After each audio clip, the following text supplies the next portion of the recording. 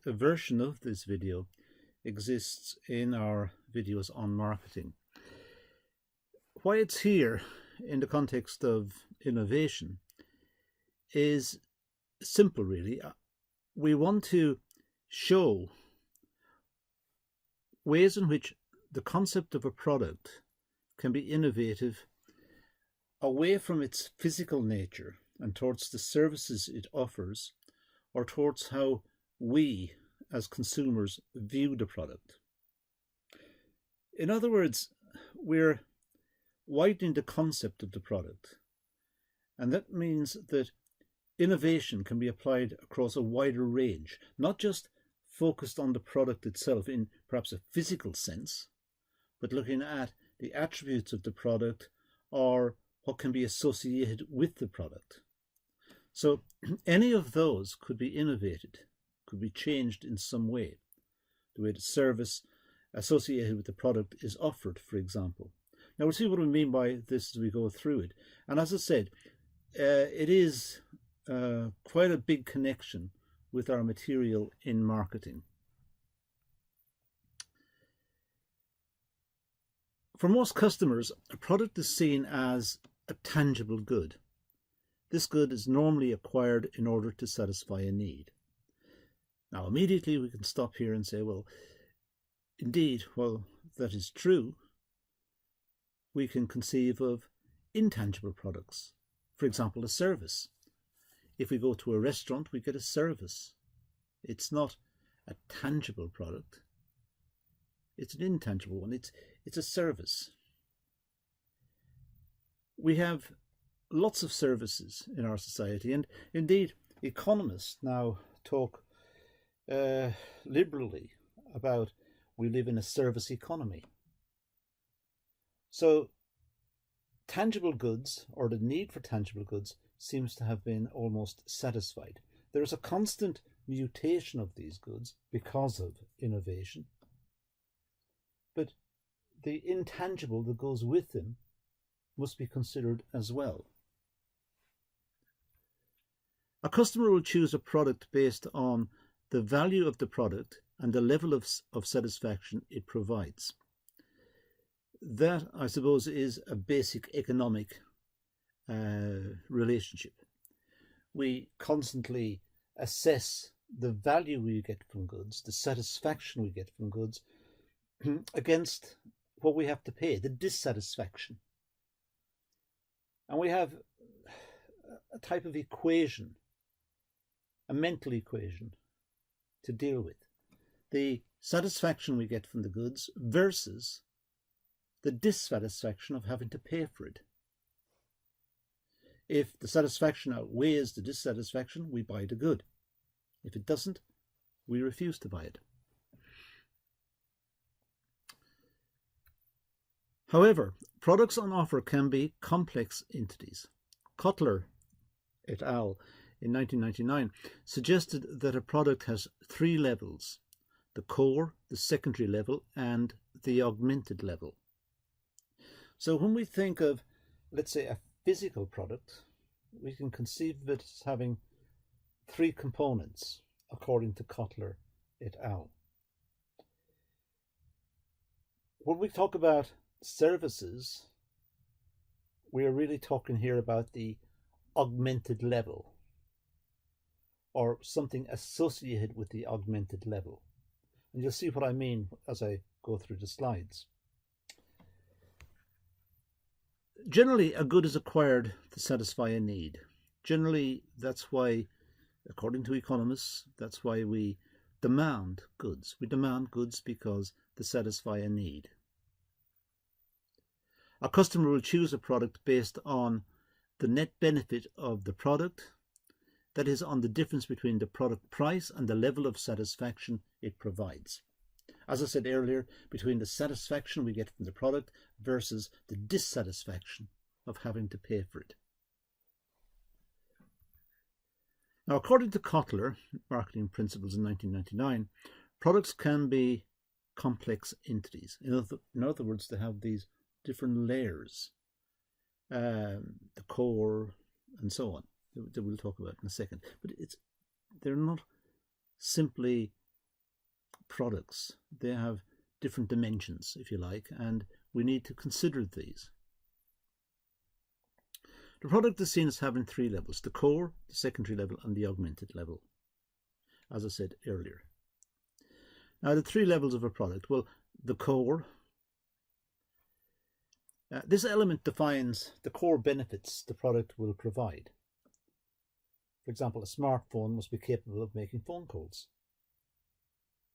We could argue now that our concept of a smartphone will include a lot more.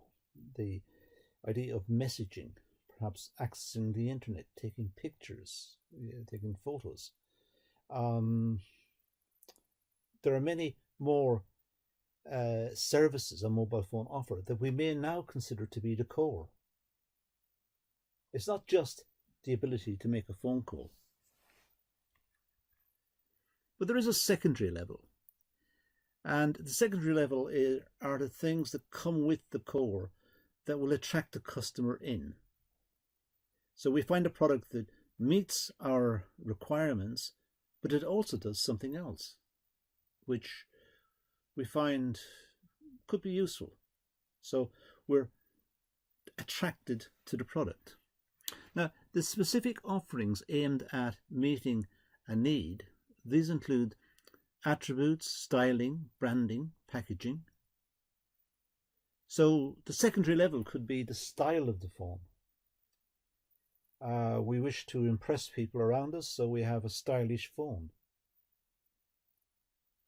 That could be the case. Or it could be it's offering some additional apps or facilities that perhaps are not mainstream, but it's just nice to have them.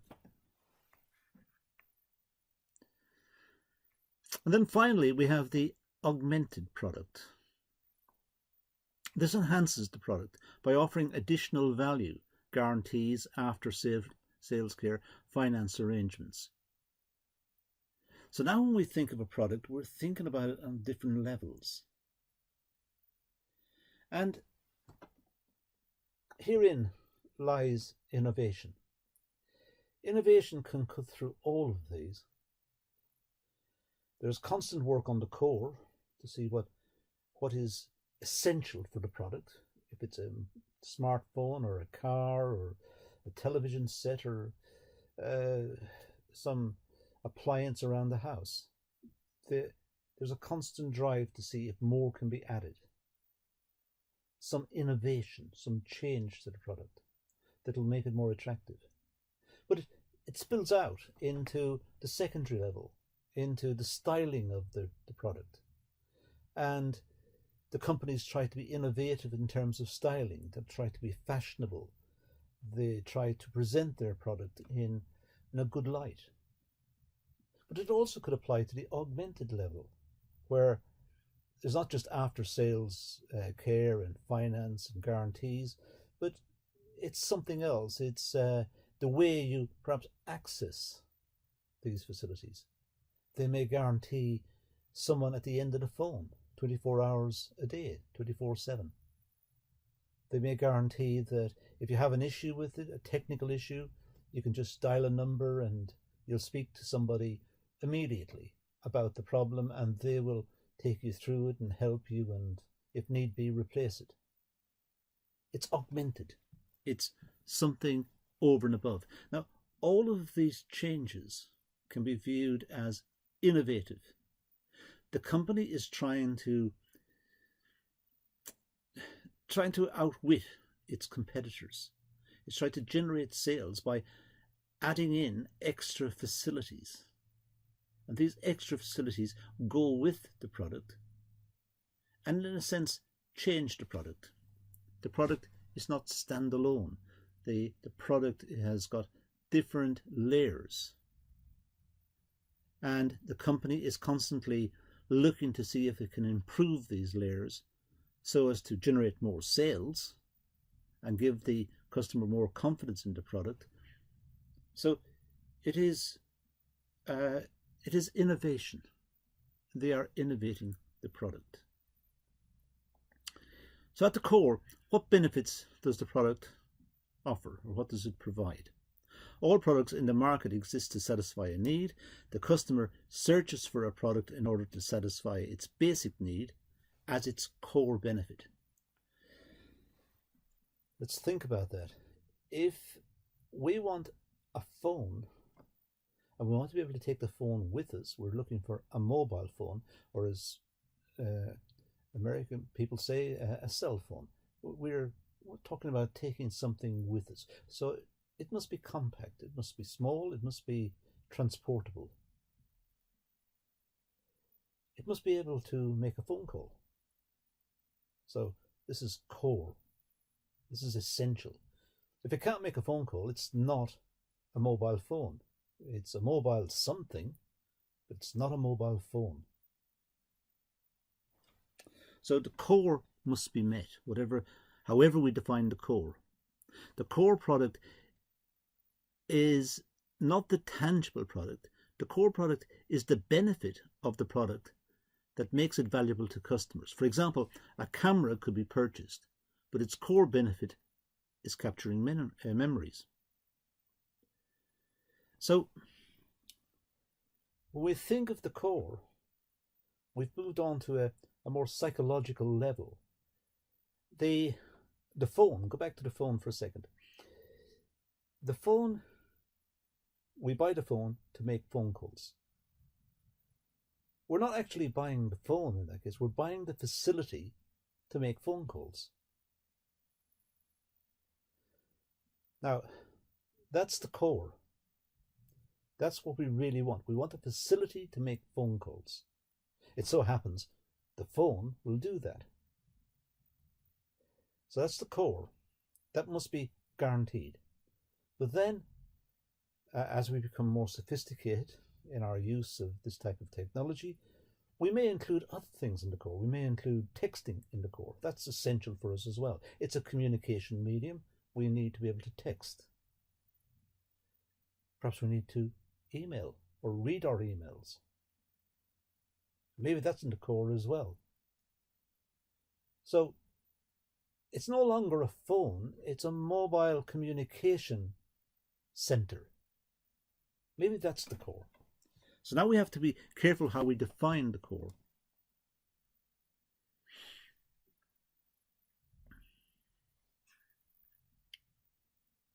List the essential benefits the product has to offer. All products in the market exist to satisfy a need. The core benefit of the product should address the need. So whatever the need is, if the need is texting, we may still buy a mobile phone, because what we really want is a texting device. It so happens the phone does it, so we buy the phone.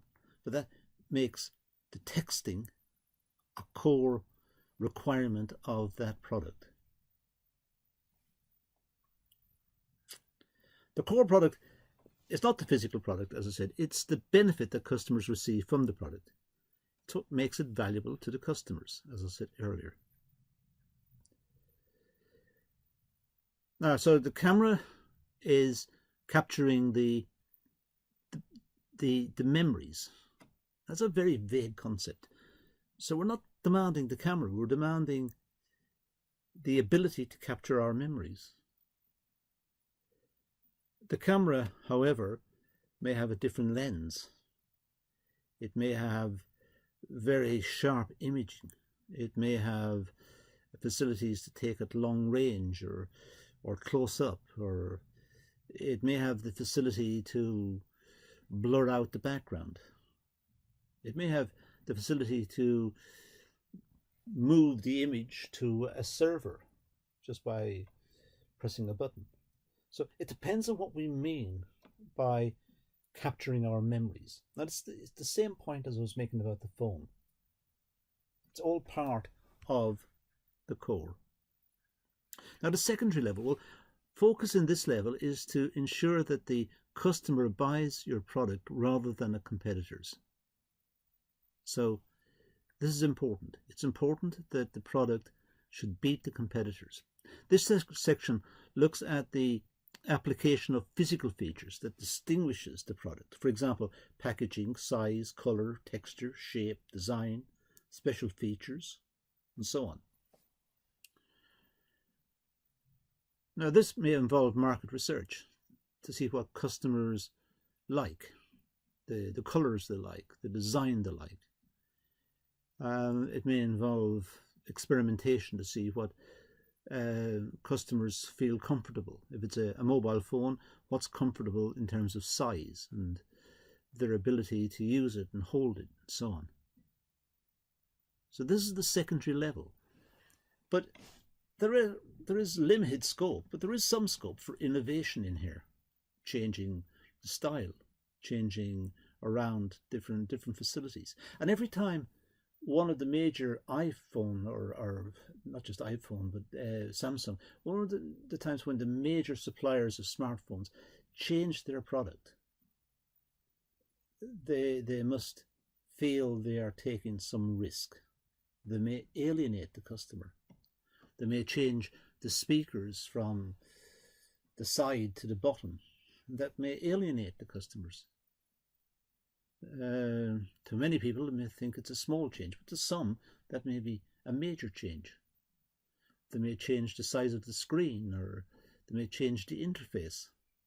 Again, running the risk of alienating customers. They are innovating the product, they're changing the product, but they must change it in line with market requirements. For example, the core benefit of buying a car is the ease of driving, speed, safety, reliability. However, the second level would emphasize colour, design, and the features of the car. So the car has got two components now. It's got what it does, the functions of the car, to safely transport us from one place to another. But then it's got the second level, to transport us in comfort, to enhance our status depending on the nature of the car, to provide us with a type of car that we like, the colour, the designs, the interior, and so on. So we have the two levels. The emphasis in this section is to outcompete the rivals in the marketplace. It's concerned with the physical features that distinguishes the product. For example, packaging, size, colour, texture, shape, design, special features, as I said earlier. Now, the core benefit of buying a camera is to record memories. The secondary level emphasises the physical attributes of the product. What does it look like? What's the weight? What design features has it got? The ease of use. It's the appearance, the feel, the reputation. Even the brand name could be a determinant of the second level. There are some features of, let's say, a camera that could be changed. It could be the colour, or it could be a redesigned screen with the instructions, or an easier way of taking pictures, or there may be supplementary ways in which the photographer can be helped in framing a picture, or in designing a particular shot, delivering a particular mood or feeling about a particular place. The camera may augment the ability of the photographer, or it may suggest ways. It may do this by on-screen suggestions, perhaps lining up the shot and so on. The augmented level includes all the intangible features of the product. Now, these make the product more attractive. These are all the intangible, the things that we can't touch. These are the image, the presentation of the product. The augmented level includes intangible features such as warranty, speed of delivery, financing arrangements, brand name, after-sales service. And there is some capacity for innovation here. It's possible to come up with financial arrangements for payment if it's a very expensive product that are innovative, that means that customers can pay over a certain period, or have flexi payments, or have some sort of payment arrangement that perhaps others have not got. That's an innovation. The speed of delivery, we can deliver it tomorrow, or we can deliver it next week, or whatever date and time you say. That will be an innovation. And we're almost at that point now. So there are some opportunities for innovation right the way through the product, from the core, second level, and at the augmented level. And that's all we need to work out from this one. So let's leave it at that. Remember that any product, according to Kotler, will have 3 levels. We can view it on 3 levels. And there are some opportunities for innovation at all of the levels. Let's leave it there and say thank you for watching.